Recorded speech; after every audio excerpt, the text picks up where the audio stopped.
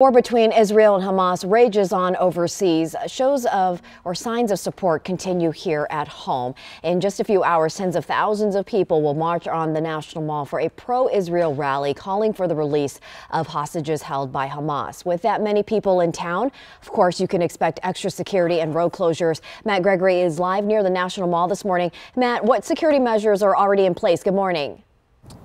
I mean, you can see right over my shoulder, Annie, some of the security measures. There's a fence that's gone up sort of from 3rd and Madison all the way down to 4th Street. And you can see over my shoulder also the stage off in the distance, getting ready for that rally that will take place later today. But logistically, one of the things we always have to keep in mind here in D.C. is there's several different law enforcement agencies working in tandem to control security, as well as to deal with road closures throughout the area. I mean, we have district landmarks and district areas and also federal areas here. So we've seen already law enforcement working together. But the other issue that kind of throws another wrench into the works in this is a major event taking place during the work day. So that adds a whole nother wrinkle to security logistics. But we'll take you through the events as they're happening today. The March for Israel. Now, we expect to see people coming in, and the gates, like the ones behind me, will open for the rally at 10 a.m. here on the National Mall. And they'll build up to speeches that start at 1 p.m. running until 3 p.m. Now, organizers of the March for Israel say the goal is to show that the U.S. supports Israel in its war against Hamas. They say they want to call for the release of the more than 200 hostages from the October 7th attacks that Hamas still has. And they also want to denounce the rising acts of anti-Semitism that have followed the war. People from across the country will be coming here to show that they stand with Israel. I lived in Washington during 9/11, and I remember what a terrible day that was.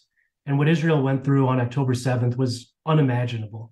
And so we think it's important that they know that the citizens of the United States stand with them.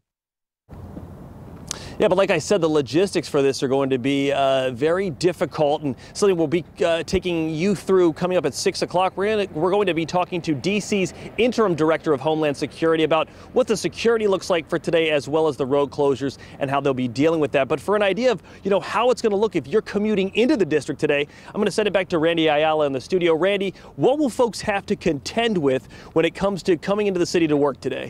All right, Matt, thanks. Yeah, a lot happening here. Of course, that March for Israel happening later today. As you mentioned, more roads are closing down this morning until later tonight.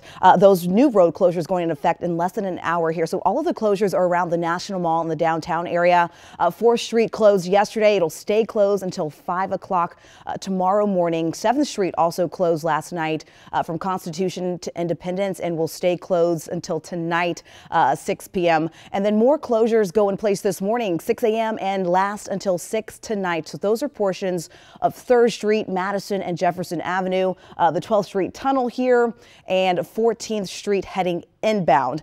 So we kind of mapped it out for you here. A lot of closures to tell you about. Lastly, we have a round on intermittent road closures during the same time frame here, impacting 14th Street and then long sections of Independence, Constitution, and Pennsylvania Avenue, all down there surrounding the National Mall. Of course, we have the full list of closures and parking restrictions for you. You can head to our website, WUSA9.com, and our free mobile app as well. We kind of map it all out for you. Annie?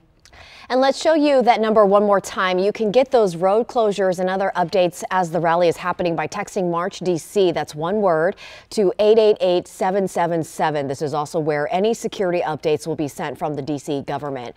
And of course, we'll stay on top of this story as it unfolds today, and any counter protests that might pop up. We'll cover the rally as well. We'll have live team coverage from the National Mall in the news at noon. And we'll also be streaming the rally live at 12:30 on WUSA 9+.